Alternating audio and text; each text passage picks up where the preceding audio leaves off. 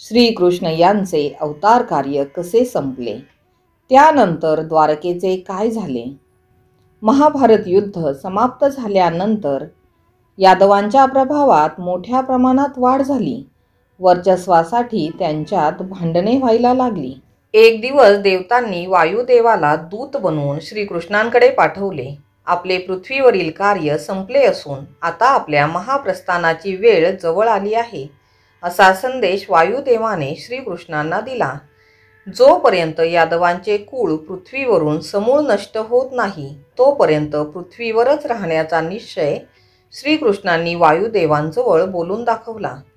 श्रीकृष्णांचा निरोप घेऊन वायुदेव परत निघाले. दुसऱ्या दिवसापासून द्वारकेवर अपशकुनाचे वारे वाहू लागले. यादवांमधील भांडणे पराकोटीला गेली.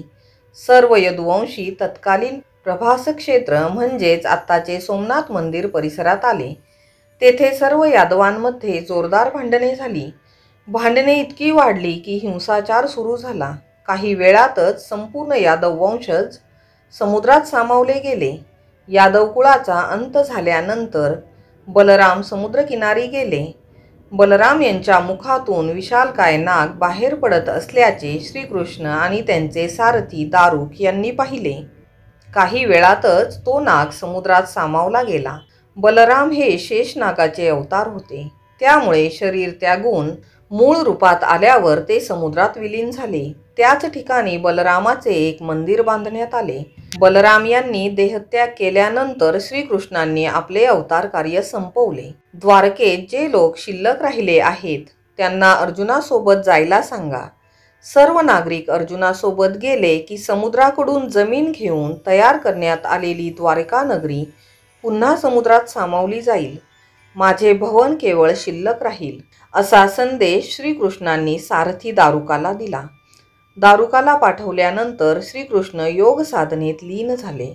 तेवढ्यात जरा नामक शिकाऱ्याने हरणाचा डोळा समजून श्रीकृष्णाच्या पायावर बाण सोडला. बाण लागताच श्रीकृष्ण खाली पडले. आपण मारलेला बाण खुद्द श्रीकृष्णांना लागल्याचे पाहून जरा नामक शिकाऱ्याला अत्यंत दुःख झाले. मात्र श्रीकृष्णांनी त्याला समजावले की ही घटना मीच रचली होती. देहत्याग करण्यासाठी मी ही घटना घडवली. गेल्या जन्मीचे ऋण त्यामुळे फेडले गेले. जरा पूर्वजन्मी बाली होता, ज्याचा वध श्रीरामांनी केला होता. महाप्रस्थानापूर्वी श्रीकृष्णांची भविष्यवाणी. अर्जुन द्वारकेत पोहोचल्यावर परिस्थिती पाहून त्याला वाईट वाटले. सर्व यदुवंशांची उत्तरक्रिया अर्जुनाने केली. श्रीकृष्णाच्या महाप्रस्थानानंतर रुक्मिणी, रेवती, जांबवती यांनीही आपला देह ठेवला. जड अंतकरणाने अर्जुन उर्वरित द्वारकावासियांना घेऊन परतला. अर्जुन जाताच संपूर्ण द्वारका समुद्रात विलीन झाली. या घटनेनंतर पांडवांनी एकूण 36 वर्ष राज्य केले. त्यानंतर अभिमन्यूचा पुत्र परीक्षित याचा राज्याभिषेक केला. परीक्षिताचा कार्यकाल चालू असतानाच एक दिवस कली अरण्यात परीक्षित राजाला भेटला. परीक्षित याने कलीस सांगितले, येथे सर्व कुशल असताना तुझा अंमल दाखवू नको.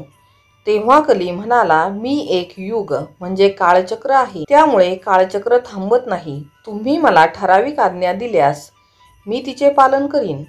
तेव्हा परीक्षित राजाने त्याला स्त्री, पैसा, सोनं, जुगार, मद्य आणि संपत्ती या ठिकाणी प्रभाव दाखवू शकतोस अशी परवानगी दिली. वरील 6 गोष्टी आज पण समाजात कलह घडवून आणण्यासाठी कारणीभूत आहेत. पृथ्वीवर कलियुगाचा प्रारंभ झाला. अशा प्रकारे भगवान श्रीकृष्णाच्या मृत्यूनंतर आपल्या पृथ्वीवर कलियुगाचा प्रारंभ झाला. कथा आवडली असेल तर लाईक, सबस्क्राईब व शेअर करा. धन्यवाद.